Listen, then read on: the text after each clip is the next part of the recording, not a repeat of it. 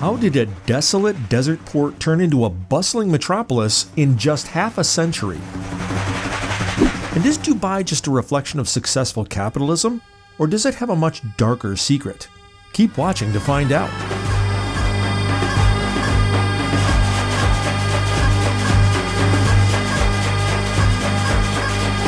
Records of the Umayyad dynasty introducing Islam to the area of modern-day Dubai date as early as the 7th century. But the city of Dubai wasn't mentioned until 1799. For another 170 years, Dubai would remain a relatively unknown spot on the world map. Dubai and the Persian Gulf were on the way between London and Bombay, a strategic route for the British Empire. In the 19th century, the British East India Company signed a contract with the local sheikh family Al Maktoum, still the ruling dynasty of Dubai today, ensuring Dubai would be free from pirates. However, the British Empire never invested more in the development of the city, mostly due to the inhospitable climate. The 1900s saw Dubai develop as a trading port after trading taxes were removed. In the first half of the century, the pearl industry made up 95% of the Persian Gulf's economy.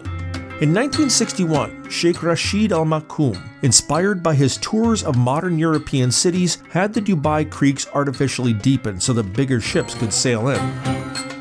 He built an international airport and modernized the streets with stone and cement, dreaming of turning Dubai into an international capital. In 1966, oil was discovered in the area.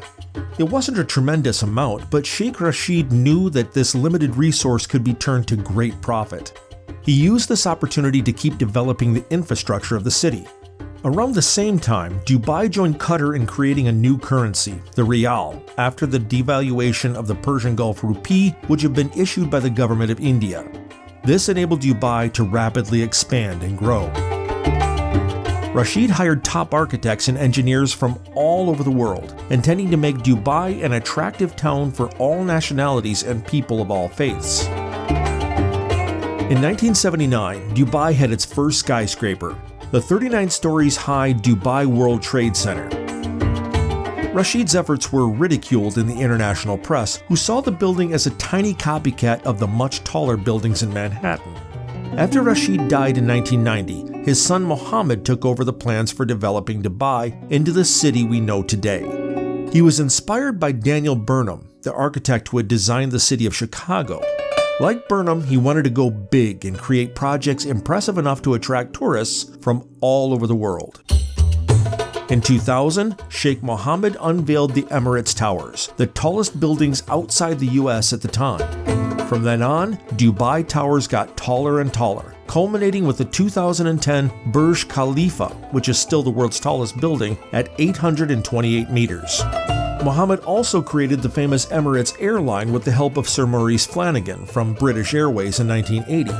Emirates Airline quickly became a go-to airline in international airports, connecting tourists all over the globe to the fast-growing Dubai. With tourists came entrepreneurs and investors, helping Dubai reach the state of international capital. In 2002, Sheikh Mohammed started allowing foreigners to own land in the city, which led to a boom in the real estate market. A tax-free city with loads of unused space, Dubai became a land of possibilities for ambitious architects worldwide. Many architects could finally create their dream projects in Dubai. The Burj Khalifa is almost half as tall as the Empire State Building. It's built as a giant greenhouse, housing 35,000 people. 200,000 gallons of water run up to the top every day, keeping the tower cool throughout the harshest weather. But how did the construction engineers find this much water in a city with no rivers?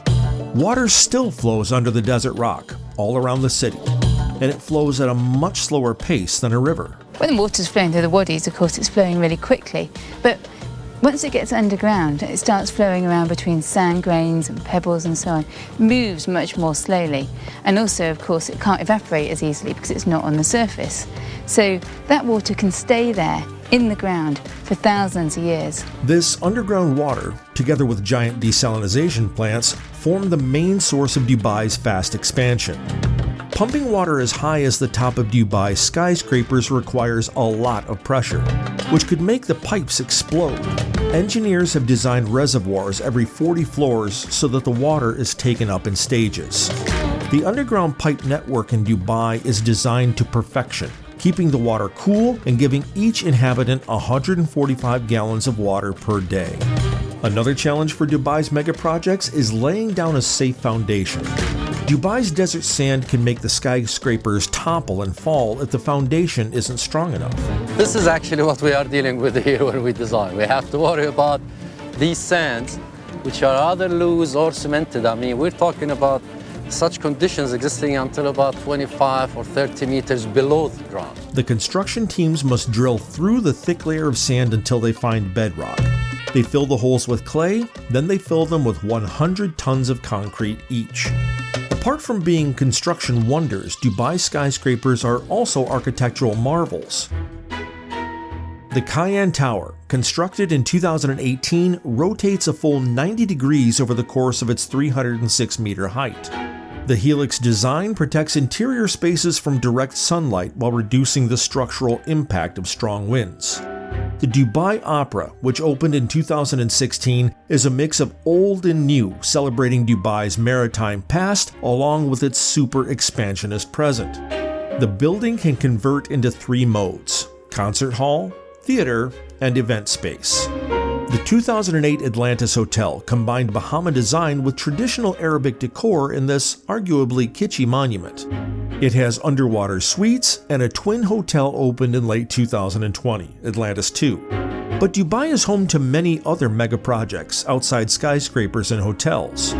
The Palm Sands are a set of artificially created islands on the coast of Dubai, all 3 made within the last 2 decades. They are sites for private residences, hotels, and shopping malls. From above, they're a sight to behold. But the Palm Sands have had an enormous impact on the environment, Greenpeace states. Significant changes in the maritime environment of Dubai are leaving a visual scar. Construction activity is damaging the marine habitat, burying coral reefs, oyster beds, and subterranean fields of seagrass, threatening local maritime species as well as other species dependent on them for food. There's more. Palm Jumeirah, the largest man-made island, cost $12 billion to create. The buildings on it add up to a value of $30 billion. Dubai engineers also made the World Islands, a bunch of empty islands built to resemble the world map. The project started in 2003, was halted during the 2008 financial crisis, then never fully picked up. The islands failed to develop like the other Palm Islands, and Dubai sent lots of invitations to royalty and celebrities to, well, own the world. Some of the islands were sold, but the vast majority of them are still empty after a $13 billion investment from Sheikh Mohammed. Dubai is unprecedented in being a completely international city with only 3 to 5% local population. Its fast growth under international investors and architects ensures that it would remain a place welcome to everyone. However, this fast development also places the United Arab Emirates as the only country that uses more energy than the US. From a closer look, the billion-dollar investments leave a lot of cracks, unfinished projects, damage resulting from rushed construction, and an abnormal environmental impact. The independent reporter Johan Hari explores these errors. He describes leaking ceilings and falling tiles in the Atlantis Hotel, a megalith built in only 1,000 days for a staggering $1.5 billion. Investors from all around the world came to make a buck in the brand new megacity and found themselves in debt or even bankruptcy. But in Dubai, bankruptcy means prison. As soon as you lose your job and have debt, the bank freezes your account and the government forbids you to leave the country. This is the sad fate of many expats whose investment plans didn't work out.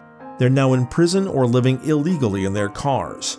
Seems like Dubai is selling an ideal life that not everyone can buy. Hari also speaks of the foreign underclass who built the whole city. Perhaps unsurprisingly, it isn't the sheikhs or the few architect firms that were responsible for making the mega projects a reality.